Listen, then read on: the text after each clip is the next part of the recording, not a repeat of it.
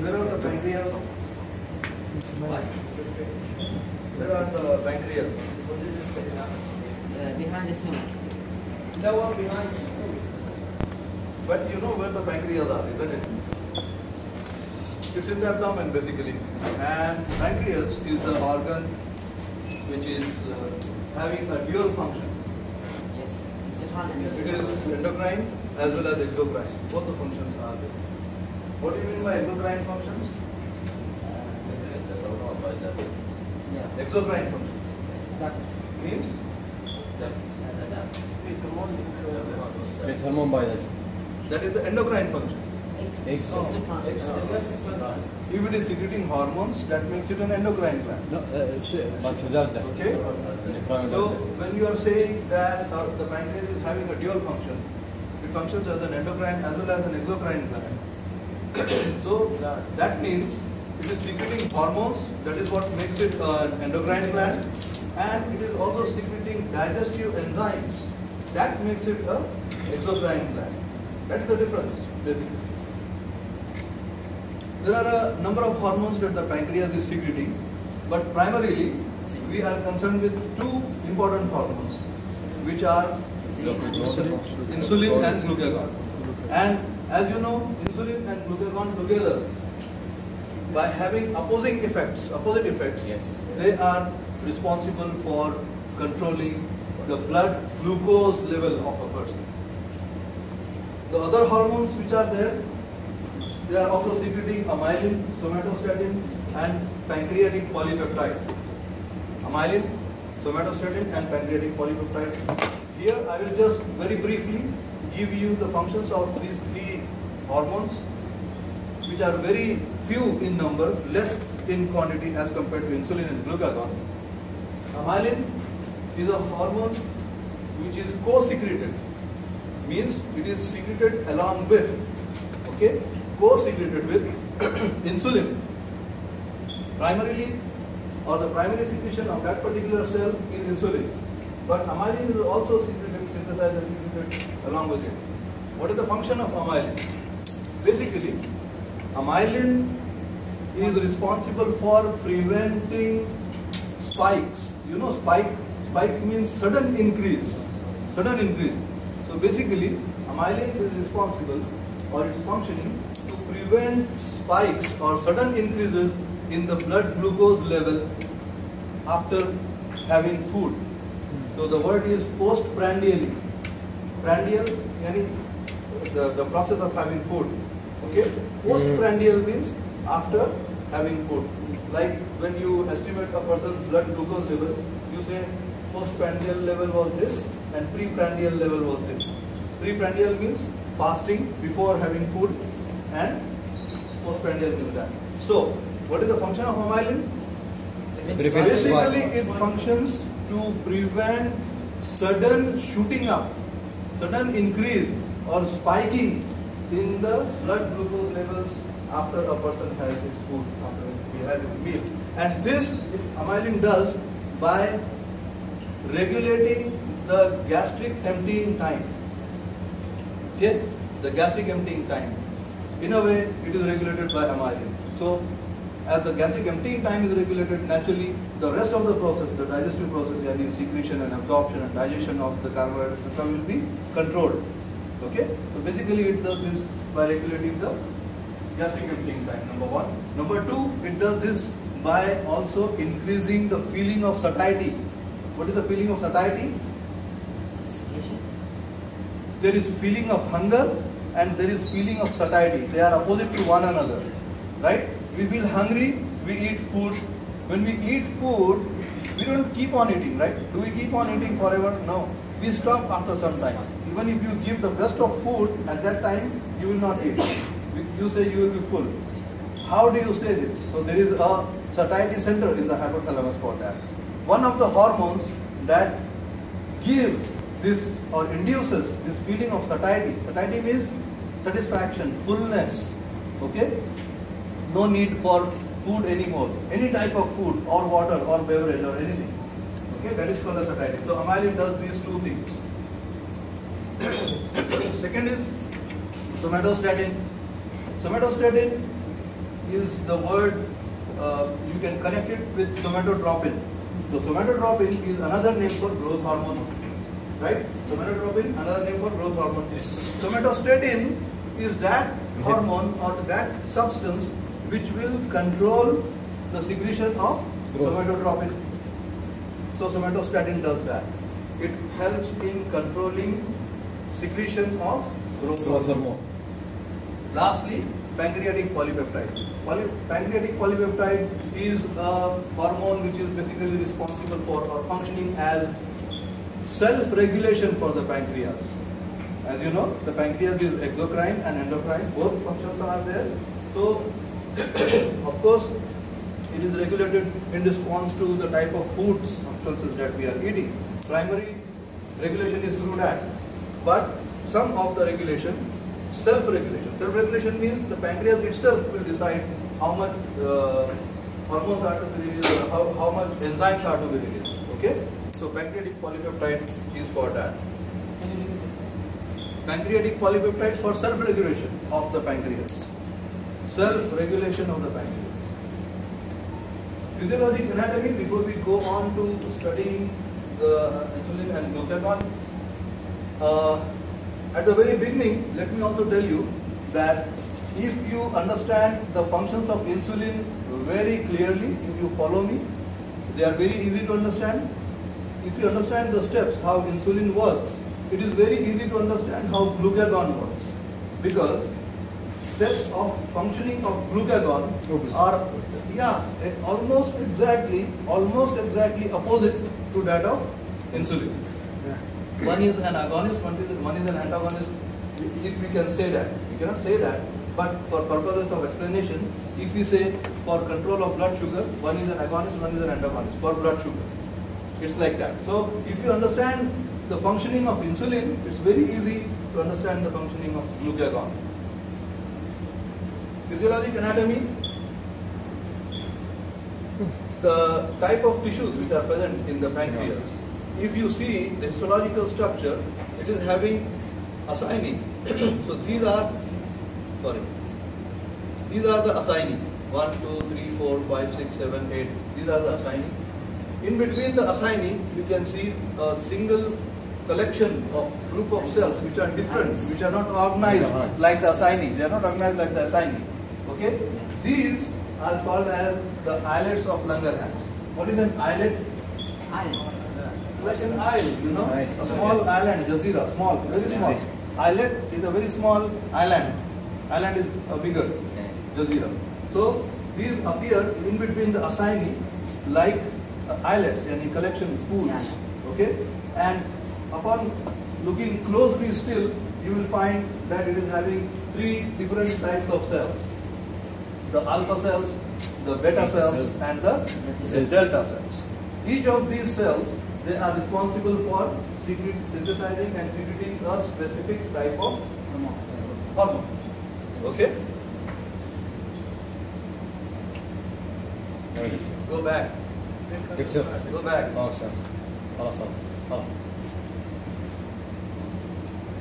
Yeah. Islets of Langerhans are about 1 to 2 million, and they are organized around the small capillaries. Naturally, they have to be organized. Why? Because that is how the hormones are being synthesized and secreted, isn't it?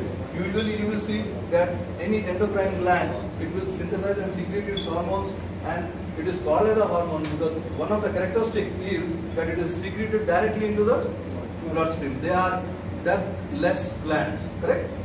Endocrine glands are ductless glands. They are not supposed to have any ducts to carry their secretions.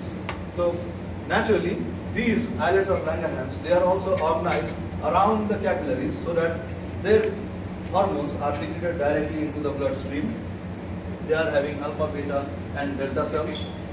The most numerous of these cells are the beta cells. They are 60% and they are responsible for secretion of insulin and amylin. Like I have said, amylin is co-secreted with insulin. So insulin and amylin from the 60% of the cells which are the beta cells. Alpha cells, they are next in number, about 25%, and they secrete glucagon. Delta cells, they are about 10% in number and they secrete somatostatin.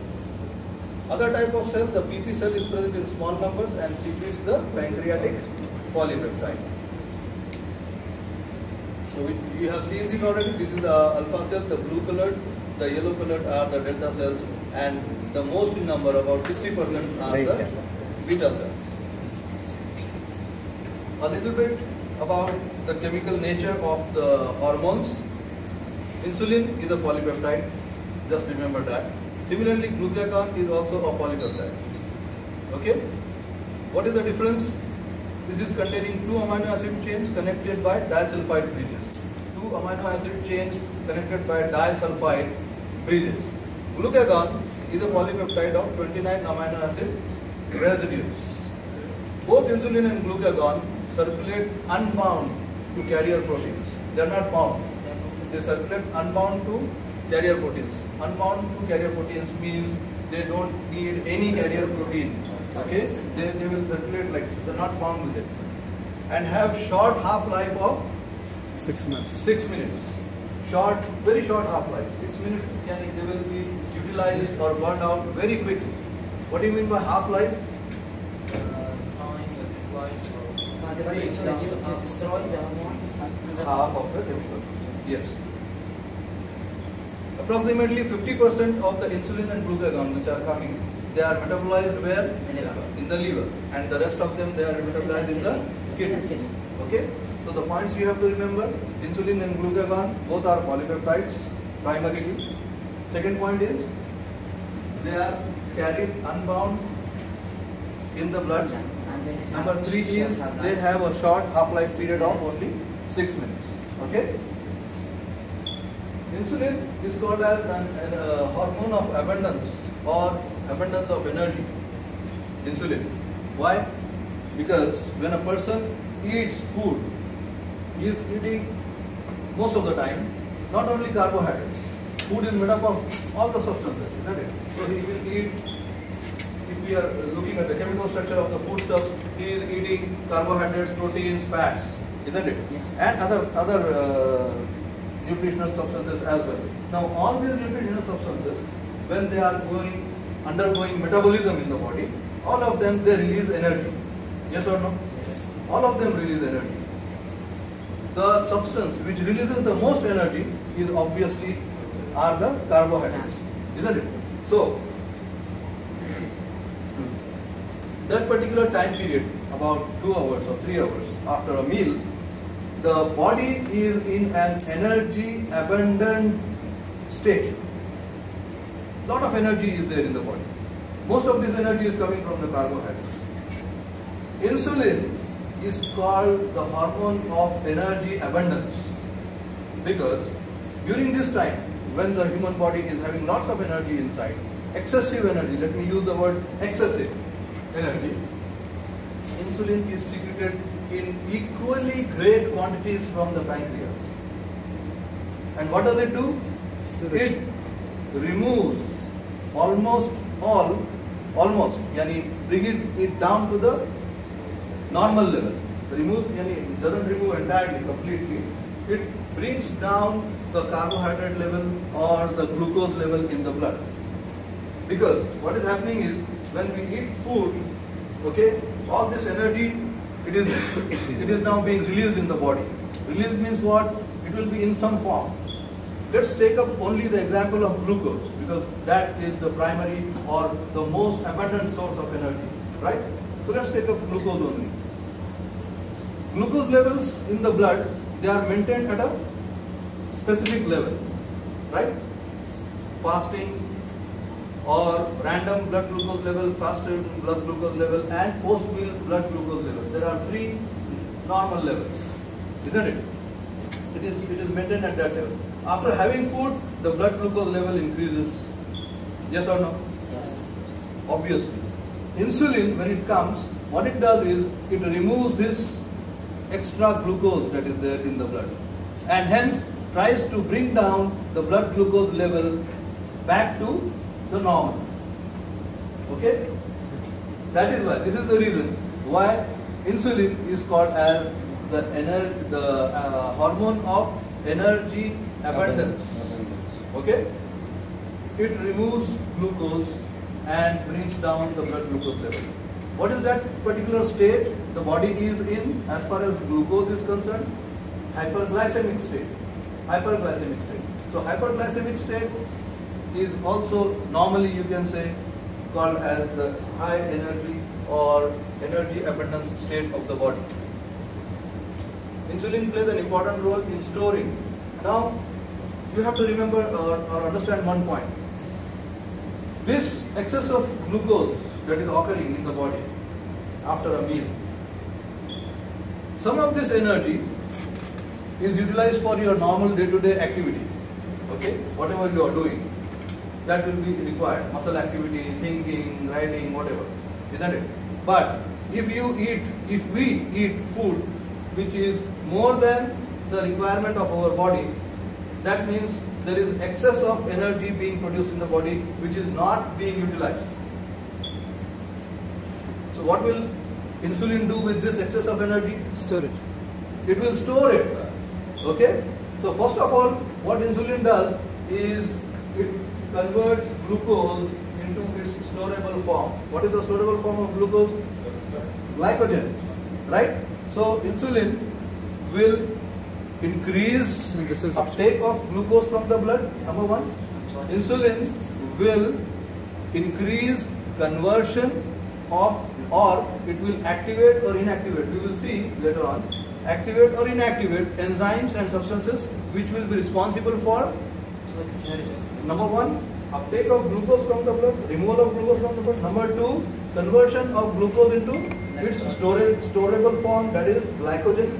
Conversion of glucose into glycogen, and this glycogen is stored primarily in the liver.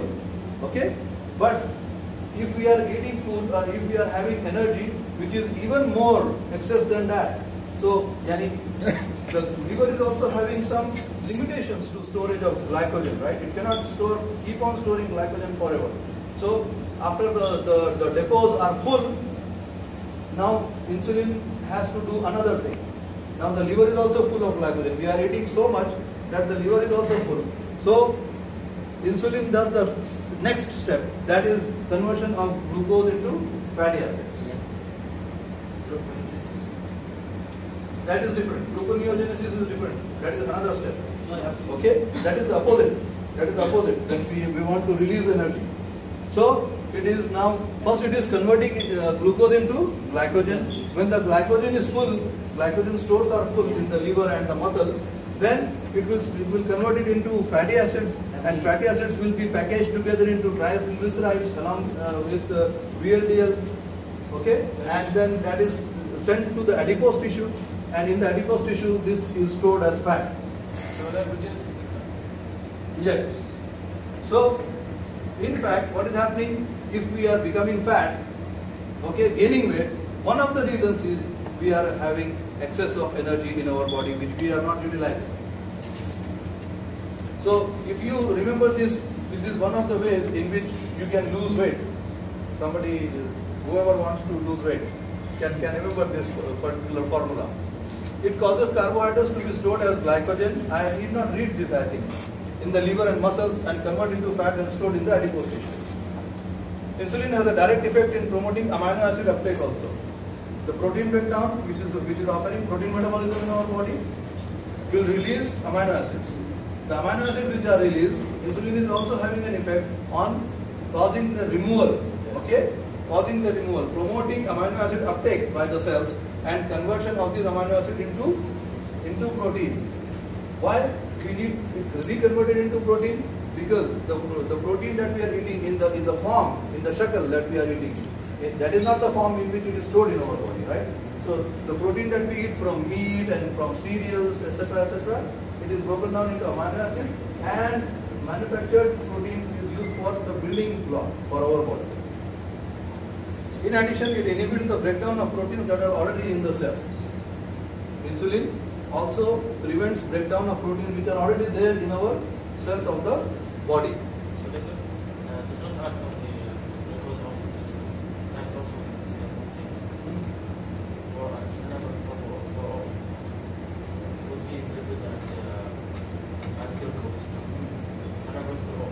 Yes, it is is a hormone of energy abundance. Okay? So doctor, Actions of insulin. can we say in brief it stimulates glycogenesis and lipogenesis and the synthesis of protein and prevents Glycogenesis, yes. and lipogenesis? Lipogenesis, yes. After glycogenesis is complete, yes. lipogenesis. Yeah. Yeah. Again, that will be in small amounts. Which one? The lipogenesis. Because it is after Yeah. the primary function of glycogenesis is over. Okay. Now actions of insulin. This is also easy to understand if you know the action of a hormone, how a hormone works. I think you have been given that lecture already. Action of a hormone, how a hormone works. Isn't it? Yes, yes. You know that hormones work on their target cells or target tissues. Yes or no? Yes, yes. It doesn't go and work everywhere. It has to have its target cell. Now, what happens is the target cell is called as such because it is having specific receptors for that particular hormone on the cell surface or in the cytoplasm or in the nucleus. So these are the three areas where the hormone can attach to its receptors, right? Do you understand? Do you remember from your previous knowledge? Yes. Yes. So, insulin receptors are a specific type of receptor. This is the insulin receptor. This is the cell membrane. Okay? And as you can see, the insulin receptor is a tetramer. Tetramer, 4 parts. Okay? So 2 are alpha subunits and 2 are beta subunits. The alpha subunits are connected to the beta subunits, but they are outside the cell. Okay? Outside the cell. Whereas the beta subunits are such that they are through the cell membrane. That is, they are embedded inside the cell membrane.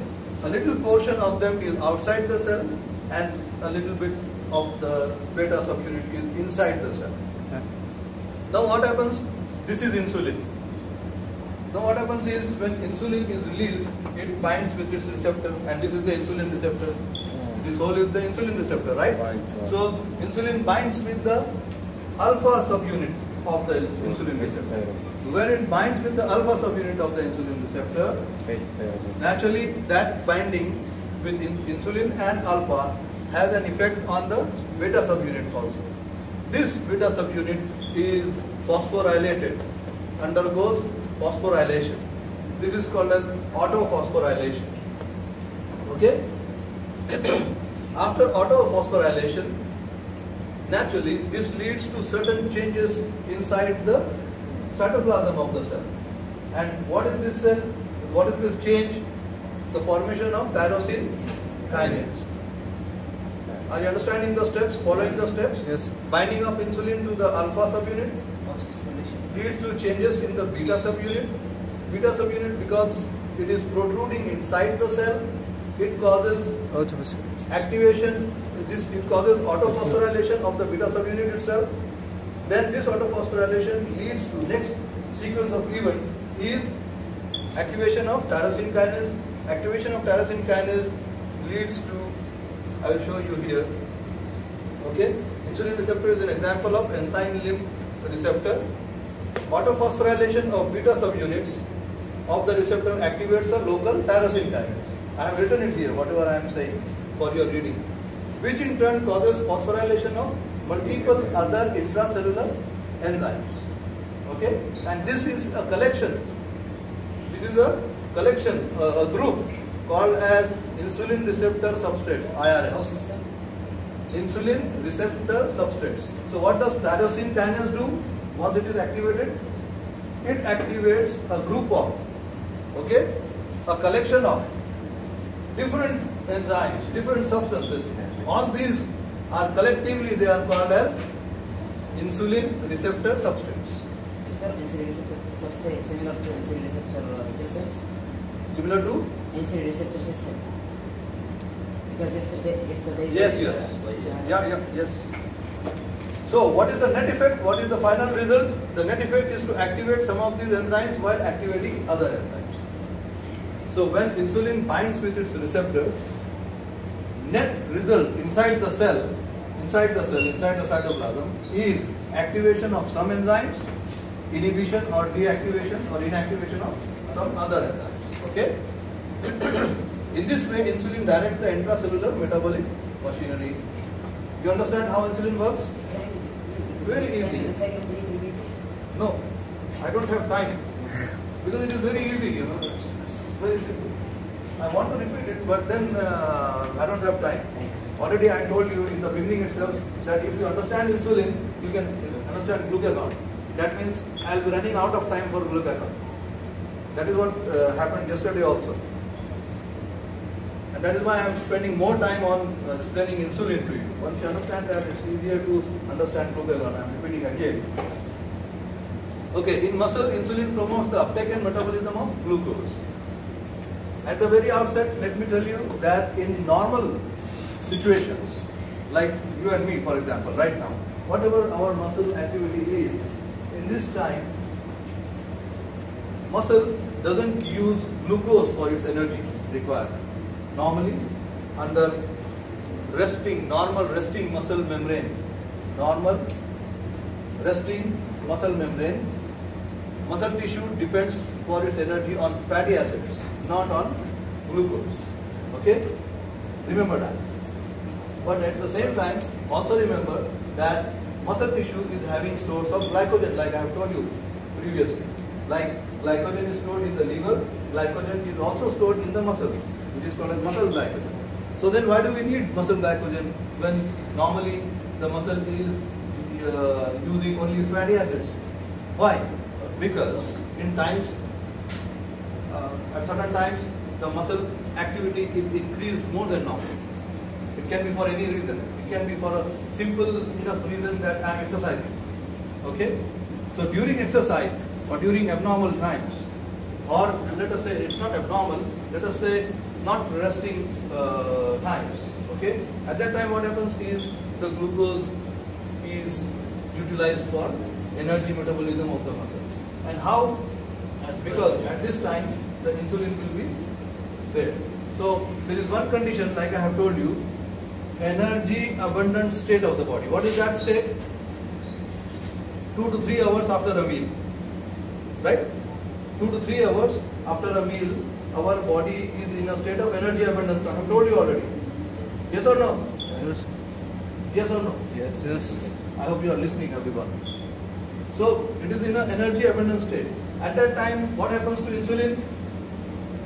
Larger quantities of insulin is secreted. Right? So when excess insulin is present in the body, that also changes changes the permeability of the muscle membrane to glucose when there is excess insulin. Okay? So points to remember.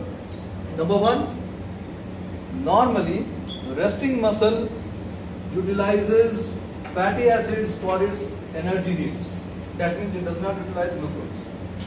Number two, when there is excess insulin in the body, at that time this excess insulin increases permeability of the muscle cells to glucose. Naturally, if the permeability is increased, glucose will move inside the muscle cell, and then the muscle cell will use glucose for energy. Okay, understood? That is what I have written here. The resting membrane is slightly permeable, very slightly permeable. So it doesn't need, or it will not use glucose. It will use fatty acids, except when the muscle fiber is stimulated by insulin. And when it will be stimulated by insulin? When insulin is there. And when is insulin there? After a meal, when the body is having abundant energy. Under two conditions, muscles use large amounts of glucose. Let me complete this. Yeah. I will come. That is another. We are just talking about normal. But since you have brought it up, another condition when the person is in stress, when he wants to fight or run away, fight and flight reaction, for example. Okay? Or stress of any kind, exam stress, or thinking about something unnecessary and getting stressed. Okay, that is also stress. So during all these times, there is that hormone cortisol which is released. Okay, at that time also, and what does the cortisol do? One of the effects of cortisol is to cause hyperglycemia in the body. It will reverse the processes of what I have been describing till now. I have been describing storage of glucose. So what cortisol will do? It will cause more and more glycogen to be converted into glucose, so that the blood glucose levels rise. Why does it do that? Because it is preparing the body. It is anticipating that more and more glucose will be needed, more energy will be needed, because I have to run away, or because I have to fight with the lion which is there in my path. Okay? So that is a stressful condition. But if there is no physical activity involved with the stress, and only mental stress, I mean you are having like exams, and at that time also there is hyperglycemia in our body, which is basically bad. Okay, this stress is bad. This stress has got to go. Otherwise, if you have a tendency for diabetes mellitus, you will have diabetes mellitus. That is one of the causes. Continuous stress. Exactly. Because see, what cortisol is doing, it is increasing the blood glucose level. So basically it is opposite to the effect of insulin. Naturally, at that time when the body is requiring more glucose, pancreas should not secrete insulin. Yes. Are you getting my point? Yeah. But this is different from our discussion. I think This is an application of that. increase of glucose level because adrenaline that's make catabolic of That is the sympathetic reaction of the body. So basically what we are doing is we are talking about the autonomic nervous system and the sympathetic and parasympathetic responses of our body under different situations. But right now we are talking only about insulin and glucagon. And insulin is basically responsible for removal of glucose coming from the pancreas, removal of glucose to be stored. Okay, what we are talking about here is normal. But in this condition, when cortisol is released in stressful condition, the body wants to increase the blood glucose level. And soon as the blood glucose level will increase, the pancreas will sense that and it will send insulin to reduce the blood glucose level. So this insulin should be stopped. Yes or no? In this condition, when the body needs more glucose. So cortisol is inhibitory for insulin. Okay, I will just say that and go ahead. Right. So under two conditions, the muscles they use glucose. One is during moderate or heavy exercise, the muscle membrane becomes more permeable to glucose during exercise, and during energy abundant state, during the few hours after a meal, when higher levels of glucose are there in the body, and because of that, higher or excessive levels of insulin are also there. So the insulin will also make, the extra insulin causes rapid transport of glucose into the muscles. Almost the first one. The first one is the muscle. Where? First exercise. This one? During exercise. Those read more glucose. Yeah, we will need more glucose. This is during exercise and this is after a meal. Yeah. Okay? Yeah, first point now is Other different states of the body. Yes. Abundant glucose transported into muscle cell is stored in the form of muscle glycogen. Now in the liver, insulin promotes glucose uptake, okay, storage and use. How it does this? So I have underlined these names of substances for you. Three substances basically. So point number one is insulin. What does it do? It starts a process which is responsible for removal of glucose from the blood into the liver, for example. Okay. For this, there is the substance called as glucokinase.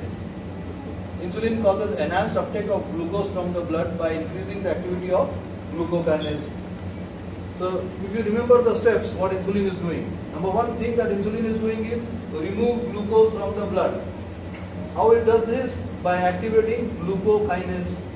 Simple to remember, glucokinase causes uptake of glucose from the blood. Glucose. Kinase, kinetic activity, to move. Right? So glucokinase is that enzyme which is responsible for removal of glucose. Secondly, insulin inactivates. So, one thing that insulin is doing is activating something so that glucose will be removed. But at the same time, insulin also does an effect which will prevent more glucose coming into the blood. Are you getting my point? Insulin is trying to bring down the blood glucose level. Right? For this, it will remove the blood glucose and store it as glycogen into the liver. At the same time, it should prevent, it is removing glucose and glucose is coming back by another way. That should not happen, isn't it? So it will prevent that also. And what is that? It will inactivate liver phosphorylase. What does liver phosphorylase do? It causes liver glycogen to split into glucose. What is the function of liver phosphorylase? Liver phosphorylase causes breaking up of glycogen into glucose, and this glucose will be available in the bloodstream. Yes? When the insulin is removing glucose, it should, for the process to be perfect, it should stop the conversion of glycogen into glucose. Understood? So that is point number 2. Point number 1, remember glucokinase. Point number 2, remember liver phosphorylase. What is the function of liver phosphorylase? Conversion of glycogen into glucose. So stop or inhibit liver phosphorylase. Who will do that? Insulin. That is point number 2. Point number 3, insulin increases activity of enzymes that promote, that increase formation of glycogen, that promote glycogen synthesis, and that particular thing, enzyme is called as glycogen synthase. Very simple to remember the name. Glycogen synthase is that enzyme which promotes or causes synthesis of glycogen. 3 points. Will you remember that? Okay. What are the 3 points? What are the 3 points? Basically, all are aimed at lowering the blood glucose level. All the 3 points. So how you will lower the level? For example, you want to do it. How you will do it? You will remove the glucose from the blood.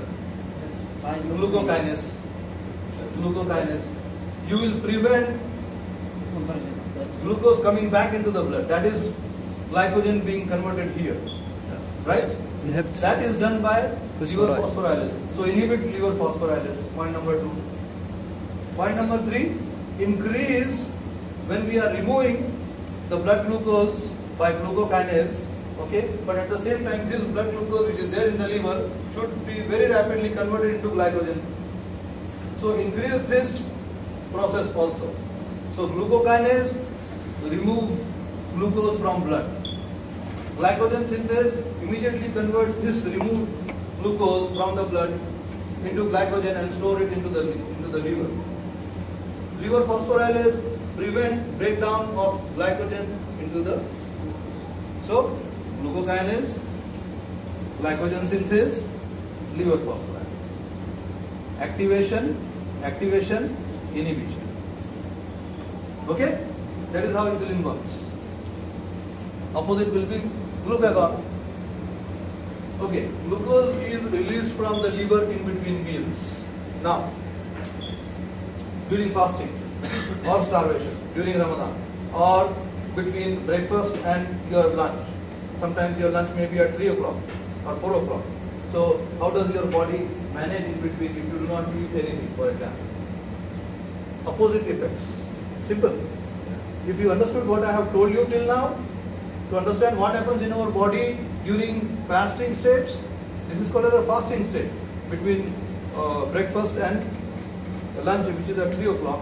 So around 12 o'clock or 1 o'clock, if you are not having anything, that is called as a fasting state. Isn't it? So in between meals, what it does, glucose is released from the liver.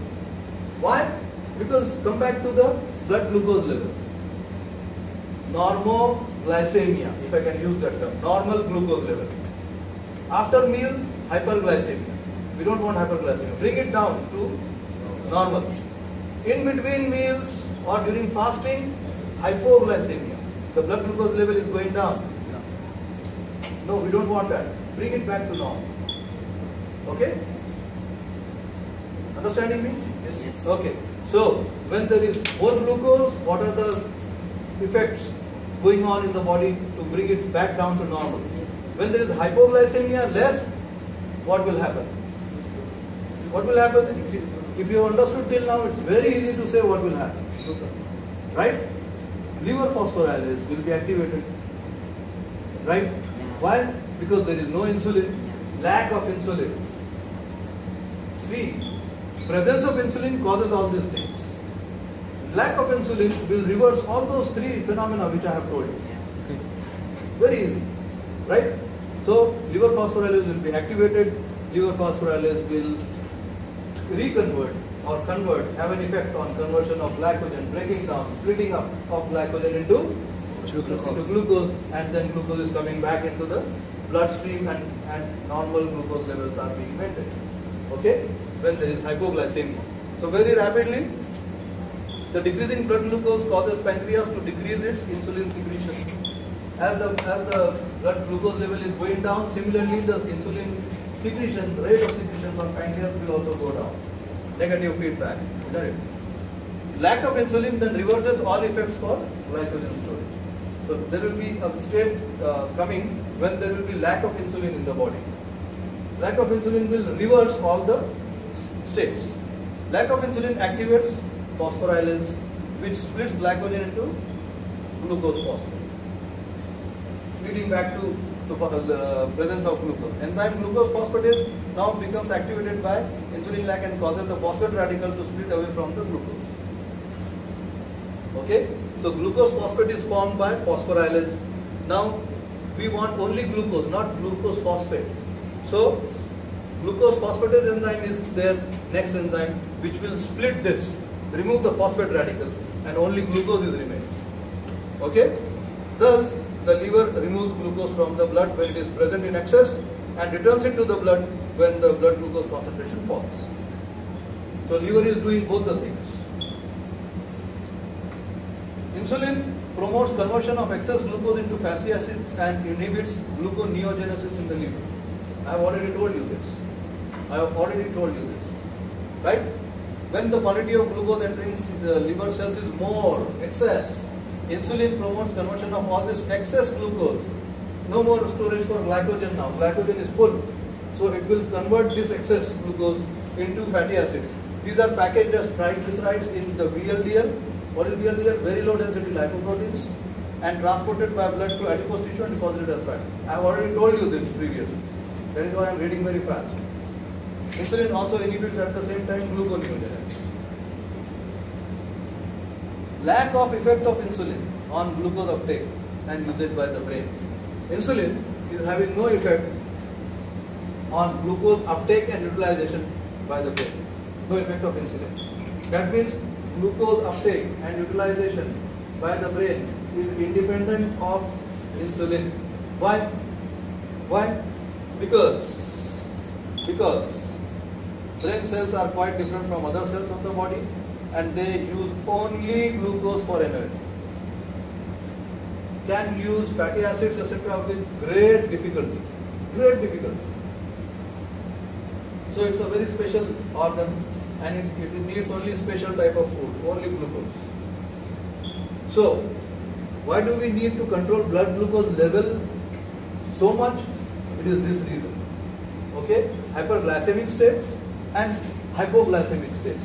Both are bad for the brain. Okay? Both are bad for the brain. It is essential that the blood glucose level always be maintained above critical level because of the brain, mind you. When the blood glucose level falls too low, symptoms of hypoglycemic shock, when it is going down, hypoglycemia is more, let me say, important or more harmful for the brain. Hypoglycemia. Hypoglycemic shock develops, characterized by what? Nervous irritability. Behavioral also, and the nerves also. They have become also more irritable, the nerves. And the person also becomes more irritable when he is hypoglycemic. Isn't it? During Ramadan, at the time of Asr.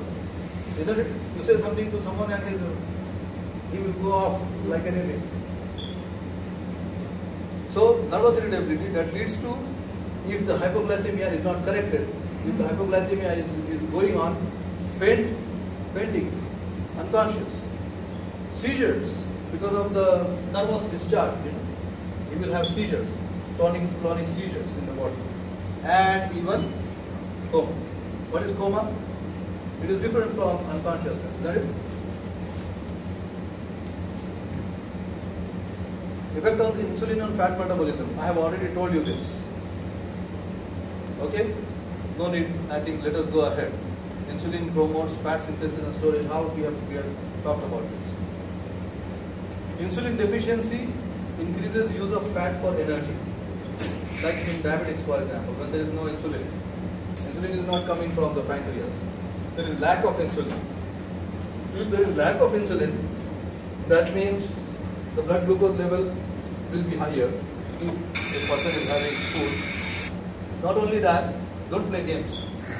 Not only that, the glucose in the blood is not being removed. It will not be removed for utilization. Right? It will not be removed for utilization. So, what happens is, all aspects of fat breakdown and use for providing energy are greatly enhanced in absence of insulin. Insulin is required for these purposes also. When insulin is not there, all aspects and whatever processes are there for utilization of fatty acids, that will start. That is why a diabetic person, after some time, if the diabetes is not controlled, okay, there are types of diabetes basically. But here we are talking about insulin-dependent diabetes mellitus, IDDM. So there is NIDDM also in diabetes insipidus also. Various types are there. But primarily that diabetes in which the person's pancreas are burned out, okay, and there is no more insulin coming. That person grows thin later on. Have you noticed that? The person loses weight. This is the reason why the person loses weight. Because there is fat breakdown for energy utilization. For energy purposes of the body, the fat is being utilized. Insulin deficiency causes lipolysis, okay, and these lipolysis will lead to ultimately formation of fatty acids, and the fatty acids are utilized for the energy needs instead of glucose. Insulin deficiency increases plasma cholesterol and phospholipid concentration also. Cholesterol and phospholipid. How? It promotes liver conversion of fatty acid into phospholipid and cholesterol. The liver will convert fatty acid into phospholipid and cholesterol. These two substances, along with excess triglycerides, okay, are discharged into the blood, so the plasma lipoprotein increases. And when they are high in concentration, this high lipid concentration will lead to formation of atherosclerotic plaques in the blood vessels. So, leads to atherosclerosis. So, a diabetic person usually always has atherosclerosis in the veins also. How atherosclerosis occurs? This is the process. Excess usage of fats during insulin lag causes ketosis and acidosis. How? Insulin lag causes excessive amount of acetoacetic acid to be formed. Acetoacetic acid. When there is no insulin, there is excessive amount of acetoacetic acid formed in the liver cells. Absence of insulin also depresses utilization of acetic acid. So there are two things. When insulin is there, it will help in utilization of acetoacetic acid. When insulin is not there, this utilization of acetoacetic acid is also not there. So acetoacetic acid will build up in the body. Another thing is, not only that, because it is not being utilized, so it will build up, excess is also being formed because insulin is not there. So two things are there. Non-utilization will increase the level, and increased formation will also increase the level. This compounds the phenomenon and leads to excessive formation of acetoacetic acid in the body by the liver. Some of the acetoacetic acid is converted into beta-hydroxybutyric acid and acetone. Now the body has to do something to this acetoacetic acid. So some of it is converted into beta hydroxybutyric acid and acetone.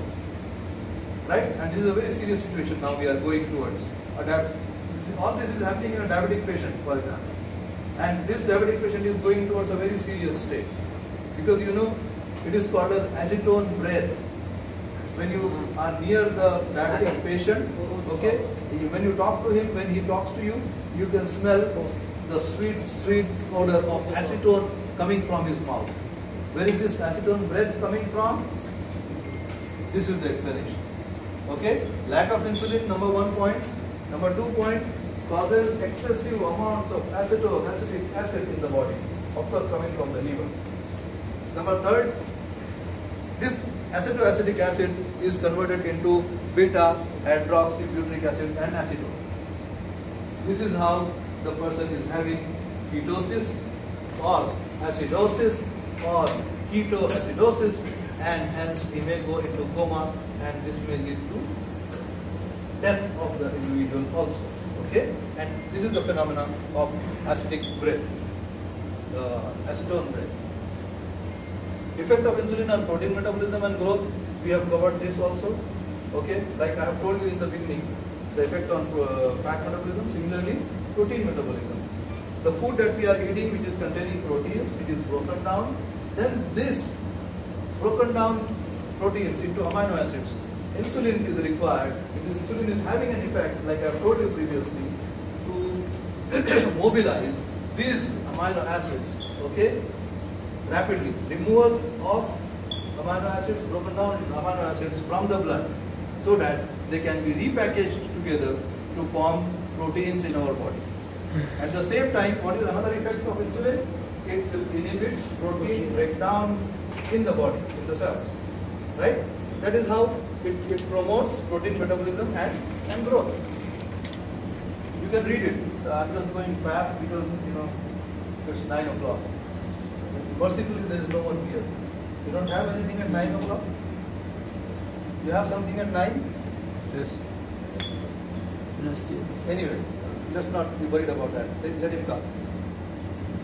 Insulin inhibits catabolism of proteins, depresses rate of gluconeogenesis. In summary, insulin promotes protein formation, prevents degradation of proteins. Remaining you can read for yourself. Okay? Synergistic activity, like agonist activity. Synergy means to help each other. Okay? To help each other. That is synergistic activity. What is synergistic activity? Synergistic activity between insulin and growth hormone to promote growth. Basically, both of them. Like we have seen in the first, second slide or somewhere that along with insulin and glucagon, certain other hormones are also being secreted. One of them was somatostatin, right? Yeah. What's the use of somatostatin? Why coming from the pancreas? This is the reason. Insulin is also very much necessary for growth hormone to function properly, my dear. So, that means if in the childhood a child is having insulin deficiency, will his growth be normal? No. So, there is cretinism and there is dwarfism. Do you know these terms? Yes. Yes. There is dwarfism and there is cretinism. In both these things, the child's height remains very small. But what's the difference? One is because of insulin, one is because of growth. Okay? So please remember that insulin is very much necessary for normal functioning of growth hormone. Okay? Insulin is required for synthesis of proteins. We know that from our studies till now. It is as essential for growth of an animal as growth hormone is. Why?